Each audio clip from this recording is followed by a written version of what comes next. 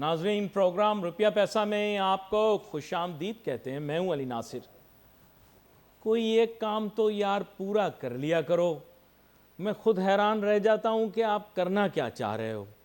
90 की दिहाई थी तो हमें ये मंजन बेचा गया, ये चूरन बेचा गया कि कराची हांगकांग बन जाएगा। हाँ हाँ, आपको नहीं पता इस बात का। कराची को इंटरनेशनल सिटी बनाएंगे, चलो भाई पूरा पाकिस्तान। फिर हमें बताया गया कि अब पाकिस्तान में बुलेट ट्रेन लगने वाली है, जापान वाली, जो तेज रफ्तारी से पूरे मुल्क की सैर कराएगी। छोड़ दो, मैं अभी बता रहा हूं कि आप लोग क्या क्या करना चाह रहे थे। ठीक है, आप लोग क्या क्या करना चाह रहे थे, क्या क्या कर पाए। फिर मुशर्रफ साहब आए, पूरे मुल्क में कुएं सड़कें खुदवाई हैं। सर आप सब लोग मुशर्रफ के फैन हैं ना, वो देखे सब अंकल हाई कर रहे हैं। उन्होंने की क्या फनकारी कि उनको पता नहीं था कि जो कराची वाले ये कोई हैवी वर्क नहीं करता, तो तामीर कराची और तामीर पाकिस्तान के नाम पर गैर मुकामी लोग यहां पर आ गए। अब वो अक्सरियत में और आप अकलियत में हो गए। कैसा दिया मुशर्रफ ने आपको, अपनों ने अपनों को, अपनों ने अपनों को कर दिया। समझ गए ना बात, अपनों से मिलने के लिए अपनों में जा रहे हैं, तो वो कोई चीज़ आप मुकम्मल नहीं कर पाते ना। फिर वो तामीर कराची के अंदर भी दिए गए प्रोग्राम, जिसके अंदर एलिवेटेड एक्सप्रेस वे था और पता नहीं क्या क्या था, वो भी सब फुस पटाखा निकला। ठीक है, ख़त्म। फिर नया मंजन आया, सीपैक। पाक चीन दोस्ती के चक्कर में सीपैक पे कितने साल निकाल दिए, 11 साल अब निकाल दिए। मिला क्या? वो कपिल शर्मा के शो में क्या मिलता है? हाँ हाँ, फैमिलियां देखती हैं, सब नहीं बोलूंगा, तुम लोग गलत समझ लो तो। ठीक है, तो वो सीपैक का मंजन भी नहीं बिका। फिर वो जाकर पता नहीं क्या बना दिया एयरपोर्ट इस्लामाबाद में। क्या नाम उस एयरपोर्ट का यार, भाई जंगल में जाके एयरपोर्ट बना दिया। फिर गवादर में एयरपोर्ट बना दिया। ले, गवादर में एक जहाज नहीं उतरता वहां पे, गवादर में एयरपोर्ट बना दिया। ठीक है, और इसी असना में, इसी दरमियान में एक और ड्रामा खेला। सोने की कान निकल आई, सोने की कान निकल आई। फिर वो सोने की कान निकल आई जिसके लिए मैंने सुना है कि वर्ल्ड बैंक ने कर्जा भी दे दिया। चाचा, ये सोने की कान का फायदा मुझे क्या होगा? ये सोने की कान, यकीन करो मैं तो तंग हूं, कराची शहर के लोग तंग। पता है क्या, मैं इधर से उधर क्यों फुदक रहा हूं, उसकी वजह यह है कि यार दिमाग घूम गया। पिछले हफ्ते हुई बारिश में कराची का कोई ज़्यादा निज़ाम धर्म बरम नहीं हुआ, लेकिन सड़कों पर पानी इतना खड़ा हो गया कि यकीन करो मैं आपको क्या बताऊं। और रिवायती कोचराई जो हर बारिश में मैं करता हूं, वो मैं आप लोगों की कर नहीं पाया, क्योंकि अल्लाह ताला का रहम हो गया। और आपको इंग्लिश का एक लफ्ज़ आ गया, क्लाउड बरस्ट हो गया, क्लाउड बरस्ट हो गया। बस अब अगर बड़े सगीर के लोग, जिसमें हिंदुस्तानी पाकिस्तानी शामिल हों, इनको एक लफ्ज़ मिल जाए इंग्लिश का, तो ये उस लफ्ज़ का सत्यानाश कर देते हैं। अब इनको नया लफ्ज़ मिल गया, क्लाउड बरस्ट। क्लाउड बरस्ट हो गया। आज तक कभी क्लाउड बरस्ट नहीं हुए। बादल फटता है तो ही तो बारिश होती है। क्लाउड बरस्ट हो गया, क्लाउड बरस्ट हो गया। इंग्लिश नहीं आती ना, तो इंग्लिश जब ना आती हो तो फिर कौम इसी तरह फुलिश और स्टूपिड बातें करती है। हाँ, तो बात ये है कि अब दूसरी बात सुनो, अब ये रिकॉर्डिक वाली। अब लोन मिल गया यार, मेरी एक बात सुनो। आप बोल रहे हो कि 200 अरब डॉलर से ज्यादा का सोना है, किसमें? रिकॉर्डिक में। ठीक है, इससे पहले आपने कहा था सैंडिक में बहुत पैसा है। सैंडिक भी एक कान है, ये बेसिकली कॉपर की होती है कान जो होती है ना, इसमें सोना थोड़ा सा निकल आता है। कुदरत का कमाल ये कि एक साथ ये ठोस धातें मिलती हैं, उसमें कुछ सोना होता है, कुछ और तांबा होता है, कुछ और चीज़ें होती हैं, मतलब कॉपर भी होता है, उसमें एल्युमिनियम भी निकल आता है। दुनिया जहाँ के ठोस मादा धातें होती हैं वो सब मिल जाती हैं वहाँ पे। ठीक है, तो अब बुनियादी बात ये, अब मैं इतना घुमाने फिराने के बाद सीधा मुद्दे पर आता हूँ। रिकॉर्डिक में मिलने वाला सोना मेरे काम कब आएगा? क्या ये भी हब डैम के पानी की तरह तो नहीं है जो हर साल हमें बताया जाता है? क्यों भाई इजाज गलत बोल रहा हूं? हब डैम में पानी भर गया, 4 साल का पानी जखीरा, लेकिन मेरे नलके में भाई पानी नहीं आता, मुझे टैंकर ही खरीदना पड़ता है। तो आपने जो सोना ढूंढा है रिको डिक में, इसका फायदा हमें कब मिलेगा, आम आवाम को कब मिलेगा? यार खबरों को छोड़ो, ये 200 अरब डॉलर, यार एक तो आप लोग फेंकते बहुत हो और इतनी दूर फेंकते हो कि उमर शरीफ के ड्रामों में भी ना उमर शरीफ ना मोइन अख्तर इतनी दूर दूर तक फेंकता था। आप लोग ना बंदे के पुत्र बन जाओ। जिस दिन ये कौम आजिज़ी और इंकिसारी सीख गई, खुदा की कसम इनकी कामयाबी का सफ़र मेरे रब के करम से शुरू हो जाएगा। हम लोग हैं मगरूर कौम, एक सिक्का चवन्नी का जेब में आया नहीं, अजय देवगन की तरह गर्दन टेढ़ी कर ली। आप लोग सुधर जाओ। मेरे रब को जो आदत नहीं पसंद ना तुम में सारी वो आदतें, उसमें एक आदत जो मेरे रब को बिल्कुल नहीं पसंद के इंसान में हो, वो है गुरूर और तकब्बुर। आज रबियुल अव्वल की पहली है सऊदी अरब में, आपके यहाँ पता नहीं कौन सी है। आप लोग अपने मिजाज का देखते हो चांद, आपको रोकने वाला भी कोई नहीं। मेरा रब देखेगा आपको। बारिश तो भेज दी मेरे रब ने, इससे पहले आपको ज़लज़ले की ताकत भी दिखा दी। आप फिर भी आजकल तारीख़ों में गड़बड़ कर रहे हो। माजी के अंदर जिसने भी तारीख़ों में गड़बड़ की, मेरे रब ने उनके साथ जो किया वो आपको पता है। गुरूर तकब्बुर करने वाले के साथ मेरे रब ने ख़ास तौर पे उसको सीधा कर दिया, चाहे फ़िरौन हो चाहे कोई और। आप गुरूर तकब्बुर छोड़ दो। आपकी कौम का मसला क्या है? बड़ी गाड़ी खरीदी, स्टीयरिंग व्हील पे ऐसे लेट गए जैसे अपने बिस्तर पे लेटे हुए हैं। क्यों? अपनी हैसियत को समझ जाओ। मैं यकीन करो आपकी इस्लाह करने नहीं आया, उसकी वजह यह है कि आप नाकाबिले इस्लाह हो। तो मैंने अब यह काम छोड़ दिया, अब मैं सिर्फ खबरें बताता हूँ। और ख़बर मैंने आपको ये बतानी थी कि रिको डिक के लिए वर्ल्ड बैंक का लोन भी मिल गया, हर काम हो गया। आज ये तारीख लिख लो, आज तारीख लिख लो। वैसे तो यकम रबीउल अव्वल है आपके यहाँ, लेकिन कल होगी। आज बरोज़ 25 अगस्त 2025 है। अरे ये भी कैसा काम हो गया, 25 अगस्त 2025।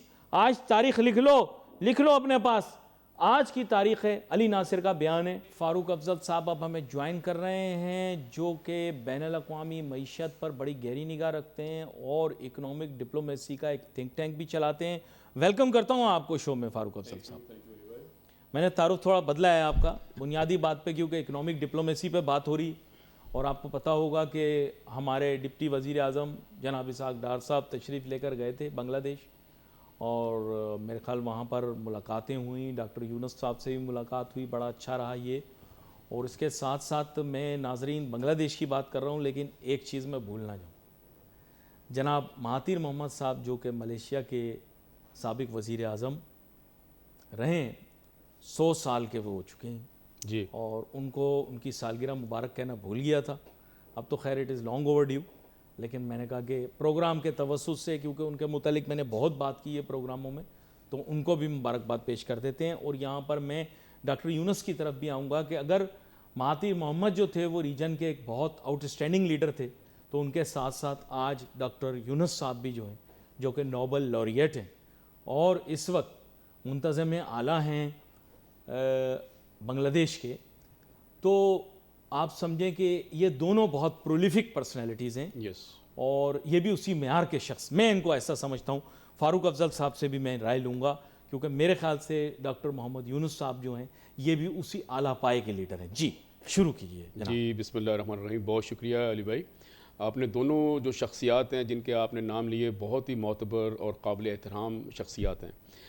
डॉक्टर महातिर मोहम्मद का मेरी ज़िंदगी में ख्वाहिश है अल्लाह ताला उनको ज़िंदगी से तंदुरुस्ती दे। जिस तरह उन्होंने टर्न अराउंड किया था अपने मुल्क की इकॉनमी को, 24 साल जो हुकूमत की, और उस मुल्क को इतना एक डेवलप्ड इकॉनमी में उन्होंने उसको तब्दील किया अपने उस विजन से। और एक बड़ा मशहूर डायलॉग मुझे उनका याद है जी, जो उम्मत मुस्लिमा की एटीट्यूड की तरफ उन्होंने बताया था, जो फ़िलिस्तीन की तरफ एटीट्यूड था, उनका बड़ा मशहूर डायलॉग है। उन्होंने OIC के इजलास में कहा था, ओह IC, यस, एंड सही कहा था उन्होंने, मैं कहूँगा कि उन्होंने सही उसकी तशरीह की है एक्चुअली। देखिए मलेशिया आज हमारे सामने है और ये सारी विजनरी लीडरशिप थी महातिर मोहम्मद साहब की, और इतने अच्छे आदमी के इतने साल इक़्तिदार में रहने के बाद उन्होंने खुद स्टेप डाउन हुए और लोगों को कहा जी आप संभालें इसको। ये बहुत बड़ा एक हौसला चाहिए, वरना कोई छोड़ता अभी भी ये उनके डिप्टी वजीर आजम ही थे जो वजीर जी, आजम जी। बने, अनवर इब्राहिम साहब, वो इनके आपस में इख्तलाफ हुए थे और कुछ सब कुछ हुआ था। एनीवेज, दूसरा देखिए हमने सबक नहीं सीखा। मैं इंशाल्लाह मेरी कोशिश है कि किसी दिन ज़िंदगी अल्लाह ने दी तो मैं उनसे मिलूंगा ज़रूर, जाके उस सैल्यूट ज़रूर करूंगा महातिर साहब को, यू नो। दूसरा डॉक्टर यूनुस, यस, उन्होंने देखें कि जो एग्जिम बैंक बनाया उन्होंने, छोटा जो लोन देना शुरू किए इस मुल्क की माइक्रो फाइनेंस ग्रामीण बैंक जो बनाया, उसने उस मुल्क की तकदीर तब्दील कर दी है, बदल दी यकीन जानिए।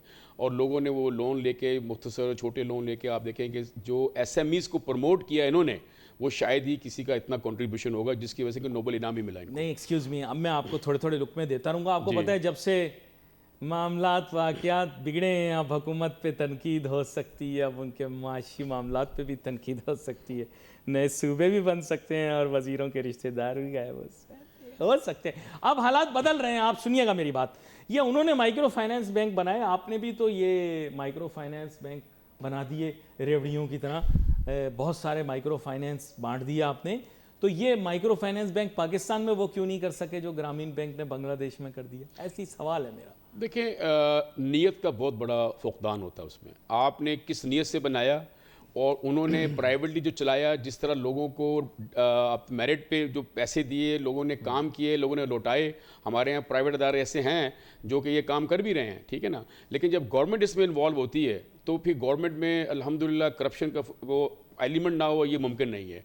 वहाँ मेरिट नहीं होता फिर, ठीक है ना, मेरिट नहीं होता। उस पैसे को किस तरह बेदरेग इस्तेमाल करना है, वो चीज़ होती है। देखिए आप इतने सेमिनार किए माइक्रो फाइनेंस पे, इतने सेमिनार किए स्मॉल बिजनेस पे, इतने सेमिनार किए विमेन एम्पावरमेंट पे, और आप माइक्रो फाइनेंस का कुछ नहीं कर सके। नहीं कर सके। देखिए हालांकि ये इतना बड़ा ये एक कंट्रीब्यूशन होगा मुल्क की यूथ के लिए, लोगों के लिए। अगर हम वाकईतन जिस तरह ग्रामीण बैंक ने काम किया था, अगर पाकिस्तान में शुरू करें, हमारे यहाँ बेतहाशा टैलेंट है, और हम लोगों को अगर उस किस्म के शॉर्ट लोन्स और लोगों की मदद करना शुरू करें, तो पाकिस्तान की ना सिर्फ ये कि आपकी जो ट्रेड बढ़ेगी, आपकी एक्सपोर्ट बढ़ेगी, आपकी इकोनॉमिक एक्टिविटीज़ बढ़ेंगी आपकी, लेकिन अनफॉर्चुनेटली उसको उसकी सही रूह के साथ उसको इस्तेमाल नहीं किया गया। देखिए बांग्लादेश आज देखें, बांग्लादेश की आज जो एक्सपोर्ट है, मैं बड़ी अच्छी बात है कि हमारे यहाँ से लोग गए वहाँ पर, डिप्टी वज़ीर ख़ारजा वहाँ पहुँचे, लेकिन मेरी नज़र में हमारे प्राइम मिनिस्टर को वहाँ जाना चाहिए था। ये ऐसा मौका था, जाएंगे।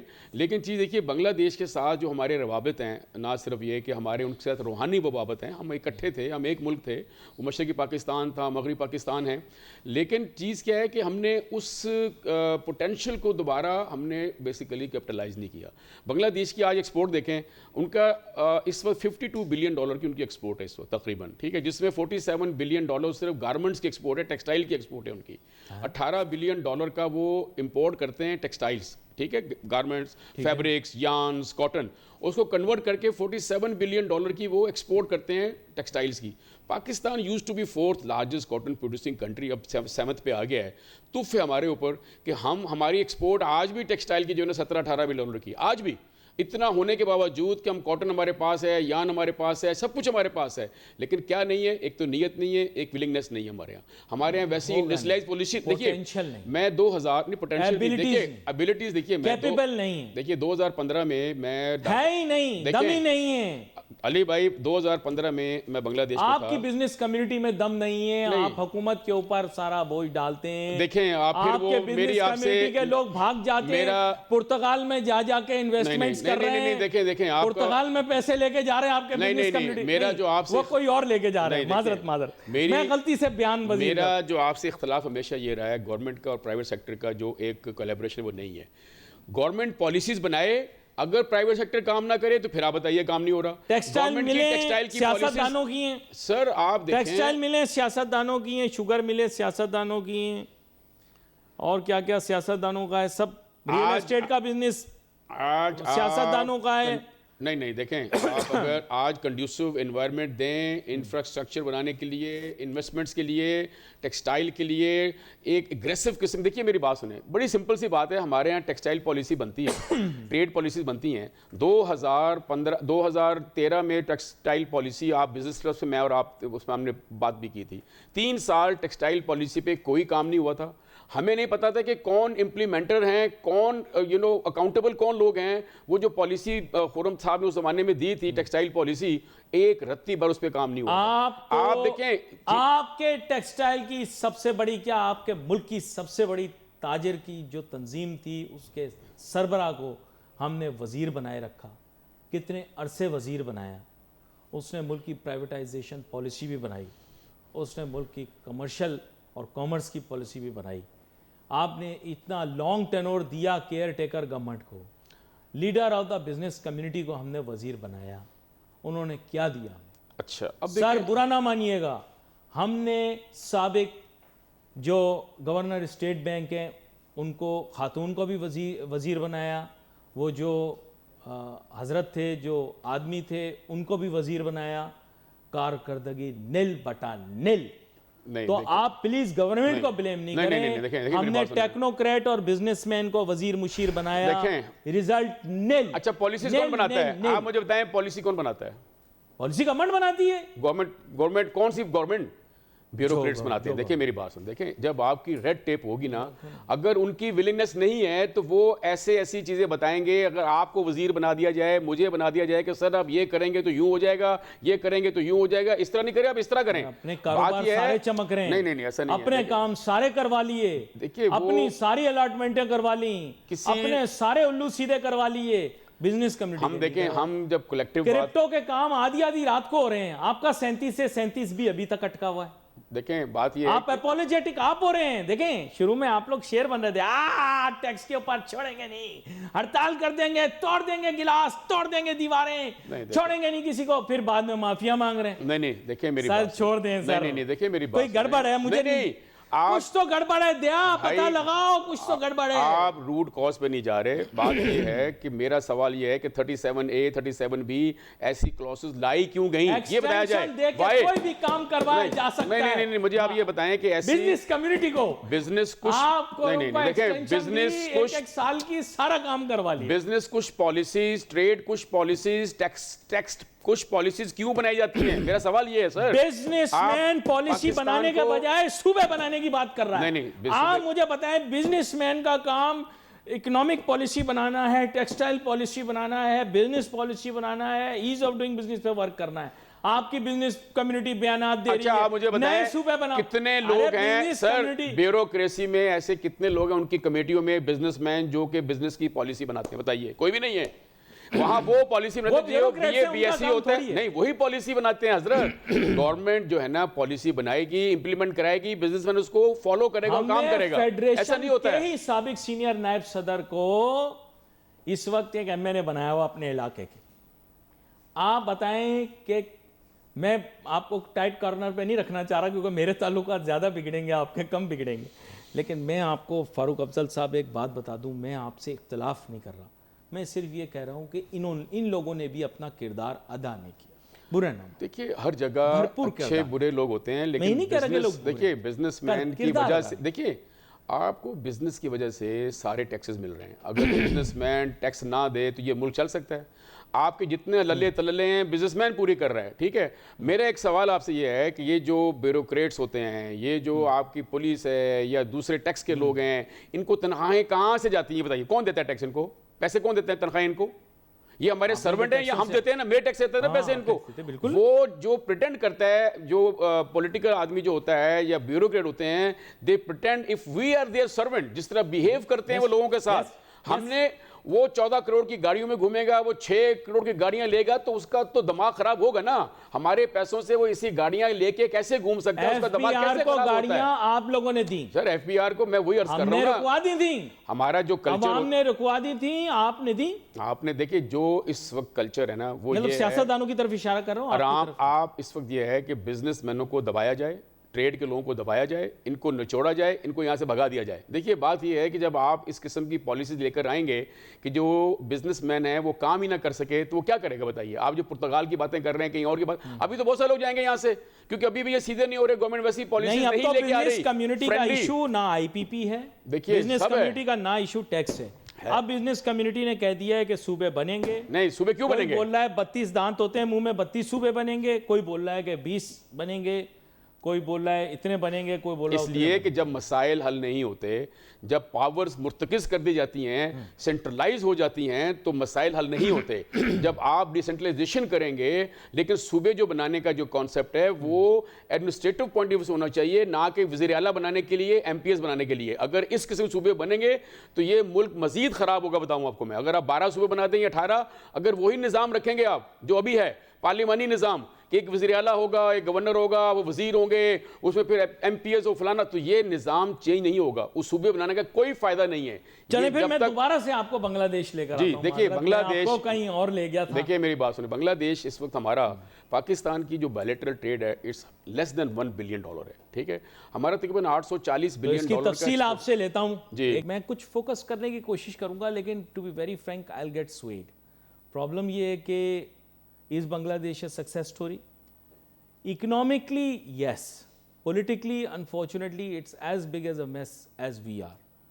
However, economically, Bangladesh has transformed itself from a jute producing second-rate country to a country that has exports that are in excess of $50 billion. Am I correct, yes. Farooq Afzal sir? Yes.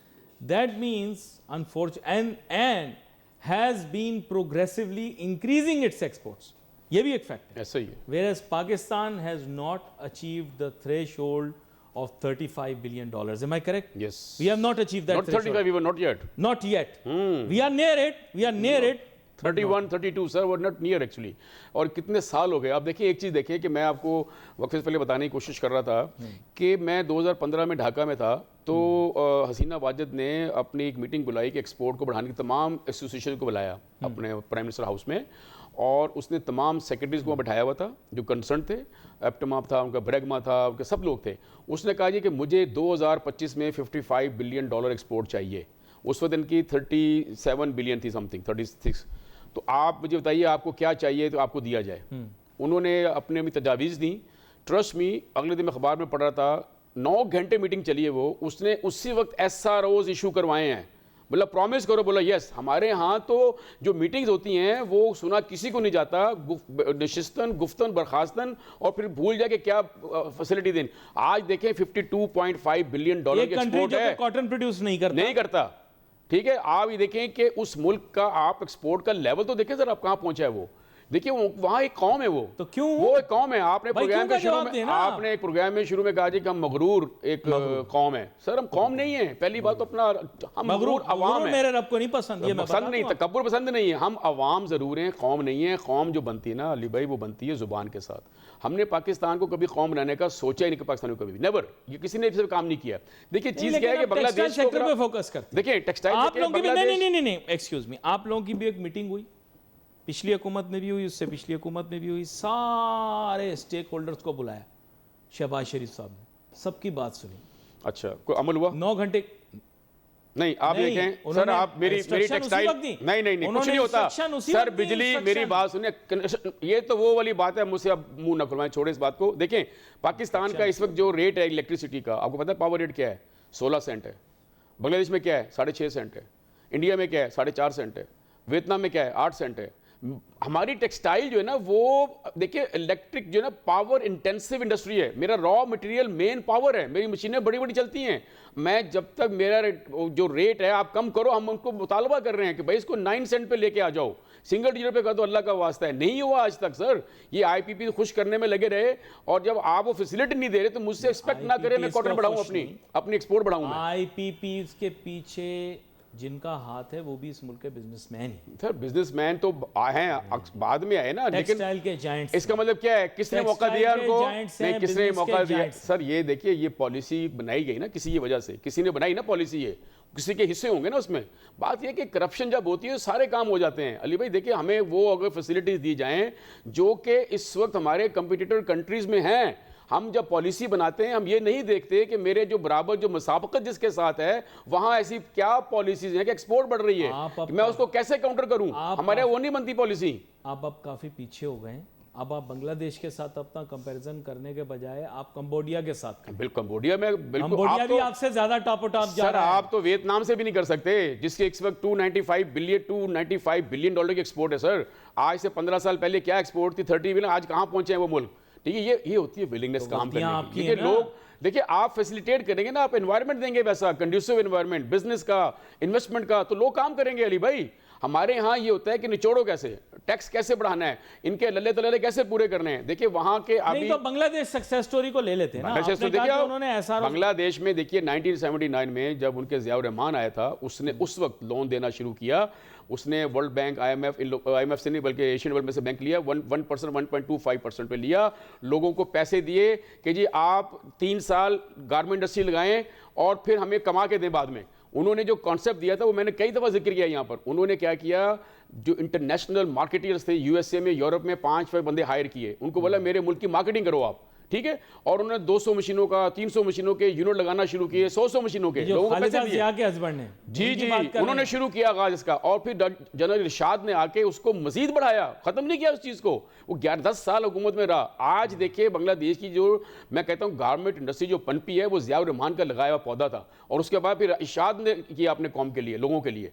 अब हमारे मुल्क में अगर ये concept दें कि भाई आप, मैंने एक दफा दिया कॉन्सेप्ट कि आप 14 शहर है मुल्क के बड़े, अब वहां पर कहने का मकसद है कि एक दिन में उनकी भी नहीं लगी, उनको भी टाइम लगा। सर टाइम देखिए ना, आप एक उन्होंने पौधा लगाया, आज देखिए ना कितना बड़ा तनाव दरख्त बन चुका है यार वो लोगों का। वहां जो ट्रेंड है, बंदा रात सोते हुए एक्सपोर्ट सोचता है, उठ के एक्सपोर्ट सोचता है, खाना खाते हुए एक्सपोर्ट सोचता है। उनकी हर इंडस्ट्री एक्सपोर्ट ओरिएंटेड है बनी हुई इस वक्त। हमारे यहाँ वो कल्चर डेवलप नहीं किया गया। हमें फॉरेन एक्सचेंज देखिए, वहां भी $25 बिलियन का फॉरेन एक्सचेंज बाहर से आता है, जो रेमिटेंस आते हैं, और $52 बिलियन की एक्सपोर्ट है उनकी, उससे मोर। अब एक $1 ट्रिलियन क्वेश्चन जी, पाकिस्तान और बांग्लादेश के दरमियान अगर इकोनॉमिक टाइज आप बनाते जी, जो कि बन गए हैं जी, इंशाल्लाह होगा, तो हम क्या भेजेंगे वहाँ और वो यहाँ क्या भेजेंगे? देखें पाकिस्तान जो है ना, उनको चाहिए कॉटन चाहिए, उनको यार्न्स चाहिए, उनको रॉ फैब्रिक चाहिए, उनको गारमेंट एसेसरीज चाहिए। उस एक्सपोर्ट को जो $18 बिलियन की, ये सिर्फ एसेसरीज, फैब्रिक, यार्न इंपोर्ट करते हैं। मेरे मुल्क की इस वक्त एक्सपोर्ट वहाँ पर $840 मिलियन की है। हम तकरीबन $60 मिलियन की इंपोर्ट करते हैं। जूट लेते हैं, उनसे फुटवेयर्स लेते हैं, उनसे pharmaceutical, they are very good at pharmaceutical, जी they are very good at that. हम वहाँ से इंपोर्ट कर सकते हैं चीज़ों को। उसके अलावा देखिए पाकिस्तान का पोटेंशियल क्या है हमारी। आप चूंकि जाते रहे ना वहाँ, जी मेरा ऑफिस रहा है, मेरा वहाँ 6 साल ऑफिस रहा है अली भाई, वहाँ पर ढाका में। I used to buy goods out of Dhaka and shipping to US actually। देखिए वहाँ पर क्योंकि यूरोप में तो ऑलरेडी ये लीस्ट डेवलप्ड कंट्री की वजह से इनको ड्यूटी फ्री था, ठीक है। अमेरिका ने इनको उस जमाने, जिस मैंने कोटा था, मैंने ऑफिस वहाँ खोला था इसलिए कि वहाँ कोटा फ्री था, यूएस के लिए ड्यूटी सेम थी, लेकिन पाकिस्तान से सस्ता पड़ता था कोटा ना होने की वजह से। तो मैंने वो ऑफिस खोली, स्टाफ रखा, और हमने वहाँ से माल लेके एक्सपोर्ट करना शुरू किया यूएसए में, क्योंकि सेम कस्टमर लेता था माल हमसे, यहाँ से भी लेता था। तो चीज़ क्या है कि हमारे पास पोटेंशियल इस वक्त क्या है, मैं इजीली 3 से 5 बिलियन, देखिए $18 बिलियन टेक्सटाइल की चीज़ें इंपोर्ट करते हैं, फैब्रिक, रॉ मटेरियल, तो क्या मैं उसमें 2-3 बिलियन डॉलर अपना शेयर नहीं ले सकता मजीद? वो चाइना से लेते हैं, इंडिया से लेते हैं, आप देखिए ब्राजील से कॉटन ले रहे हैं, वो उज्बेकिस्तान से ले रहे हैं, मेरे मुल्क से भी यान ले सकते हैं, कॉटन हम उसको बढ़ा सकते हैं ना। और यान जो है जी, although not completely value added, but since you are sending to other countries you can send there, but is freight wise it is feasible? Yes it is, no problem, no problem, सिर्फ time लगता है। आज भी देखें अब थोड़ा time कम हो गया है। देखिए हमारे डायरेक्ट वेसल जाना शुरू हुए हैं, 12 से 13 दिन में माल पहुंचना शुरू हो गया है। $900 इसका फ्रेट होता था, पर $1200 है, दैट्स नथिंग।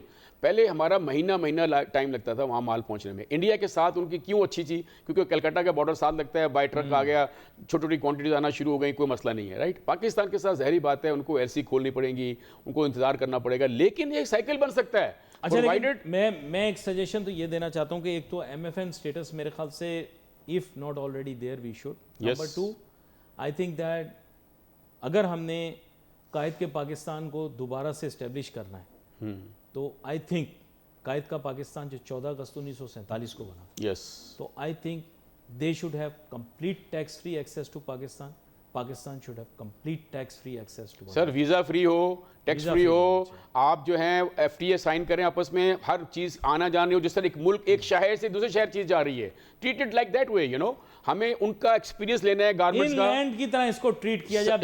एग्जैक्टली हमें ओपन पॉलिसी करनी पड़ेगी बांग्लादेश के लिए, उनको ट्रस्ट देना पड़ेगा कि यार we are your brothers, you are really your brothers. और अगर कस्टम्स इंस्पेक्शन हो गुड्स की जिनका ओरिजिन बांग्लादेश है, पाकिस्तान आती हैं, तो आप समझें कि फिर कस्टम्स का रोल सिर्फ इतना होना चाहिए कि इसमें कोई ऐसे गुड्स या प्रोडक्ट्स ना हो जो प्रोहिबिटेड हो। prohibited हो। एग्जैक्टली और मेरे ख्याल से बांग्लादेश में भी फिर इसी तरह कस्टम्स वालों का एटीट्यूड होना चाहिए कि पाकिस्तान की ओरिजिन की सारी प्रोडक्ट्स को अगर चेक करते तो टैरिफ, टैक्स या ड्यूटी कुछ नहीं होना चाहिए, no बल्कि tax। सिर्फ ये चेक करें कि साहब इसमें कोई प्रोहिबिटेड गुड्स तो नहीं।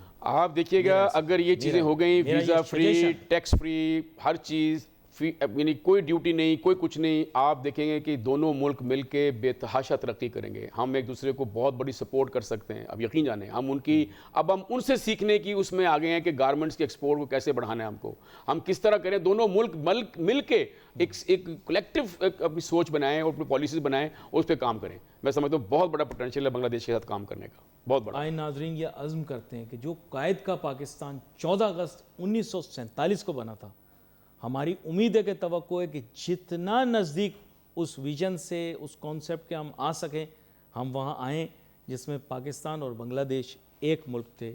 और ईस्ट पाकिस्तान अगर अपना तशख़्ख़ुस बरकरार भी रखता है, दो घरों में भी रहते हैं, दो घरों में रहने के बावजूद माहौल एक घर जैसा बना लें। यहाँ पर फ़ारूक अफजल साहब आपका बहुत शुक्रिया, आप शो में हमारे साथ शामिल हुए।